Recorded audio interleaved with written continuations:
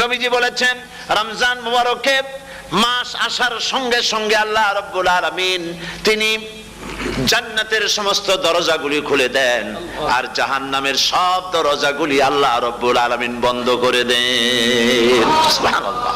আর শয়তানকে শৃঙ্খল দিয়ে বেঁধে ফেলা হয়, শিকল দিয়ে শয়তানরে বাঁধা হয়ে যায়। এই হাদিসটা যখনই শোনাই বিভিন্ন জায়গায় লোকেরা বিভিন্ন জায়গায় প্রশ্ন করে, হুজুর কোন তো যে শয়তানরে বাঁধতে হয়, কিন্তু রমজান মাস হতো লোকেরা মদ খায়, মিথ্যা কথা কয়, তাহলে শয়তান বাঁধা থাকলো কেমনে? এর ব্যাখ্যা হলো এই, কোন কোন ঘড়ি আছে একবার চাবি দিলে 6 মাস চলে, আর একবার চাবি দিলে 2 বছর চলে, আবার চাবি দিলে লাইফ চলে যায়। কোন মানুষে শয়তানে এমন চাবি দিছে যে চাবিতে 6 মাস চলে, কোনটায় 10 মাস চলে, কোনটায় বছর চলে। রোজার মাসেও যারা গুনাহ করে শয়তানে এমন চাবি দিছে যে রোজার মাসেও বন্ধ হচ্ছে না। এরা শয়তানের খপ্পরে পড়ে গেছে। আল্লাহ এই চাবি থেকে মুসলমানদেরকে হেফাজত করুন বলি আমিন।